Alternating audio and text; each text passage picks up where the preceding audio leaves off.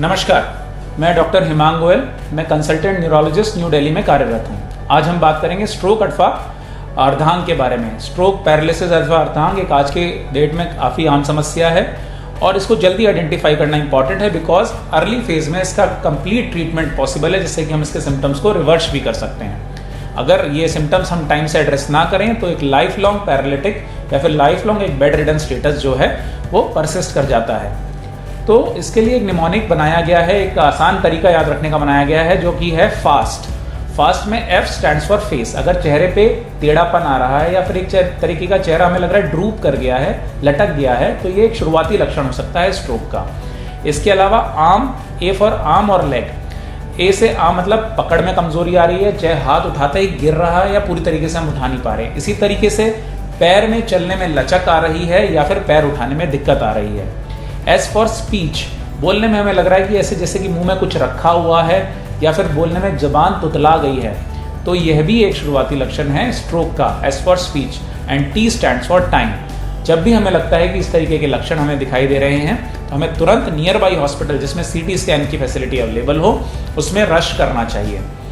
अब इन लक्षण, ये इंपॉर्टेंट लक्षण हैं जो कि चेहरे की, आर्म की, लेग की ड्रूपिंग के अलावा, स्पीच के अलावा कुछ और लक्षण भी हैं जिससे कि हम स्ट्रोक को आइडेंटिफाई कर सकते हैं। इसमें सबसे इंपॉर्टेंट है विजुअल ब्लरिंग।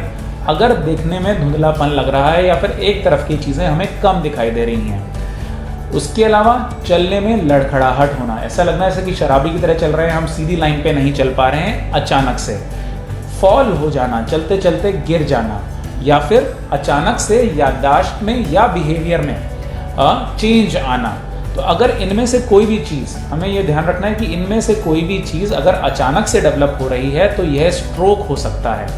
हमें प्राइमरी तौर पे स्ट्रोक में तुरंत अस्पताल में रश करना चाहिए, क्योंकि बिना CT के हम घर पे कोई भी ट्रीटमेंट स्टार्ट नहीं कर सकते, क्योंकि प्राइमरीली स्ट्रोक दो तरीके के होते हैं, हेमरेजिक या फिर इस्चेमिक। हेमरेजिक स्ट्रोक होता है कि ब्रेन के अंदर खून बह जाने की वजह से, ये जनरली हाई ब्लड प्रेशर या तनाव की वजह से होता है, और इसके अंदर तो हमें दिमाग का और ब्लड प्रेशर कम करने की ज़रूरत होती है। दूसरा जो सबसे इंपॉर्टेंट टाइप का, जो सबसे कॉमन टाइप का स्ट्रोक है वो है इस्चेमिक स्ट्रोक। ये ब्रेन के अंदर जो धमनियाँ जो रक्त लेके जाती हैं उनकी ब्लॉकेज की वजह से हो जाता है, और अगर इसमें हम 4.5 से 6 घंटे के अंदर अंदर अपने नियर बाई हॉस्पिटल जिसमें CT स्कैन की फैसिलिटी अवेलेबल है उसके अंदर पहुँचे तो हम सिम्टम्स को कम्प्लीटली, पूर्णतया रिवर्स कर सकते हैं। तो हमें ये आइडेंटिफाई करना इंपॉर्टेंट है कि जो हमारा पेशेंट है वो स्ट्रोक से ग्रसित है, इधर उधर भागने की बजाय, है ना, उसका CT या MRI कराने के बजाय नियर बाई हॉस्पिटल की इमरजेंसी में हमें ले जाना है, जिससे कि समय पे इलाज शुरू हो सके। धन्यवाद।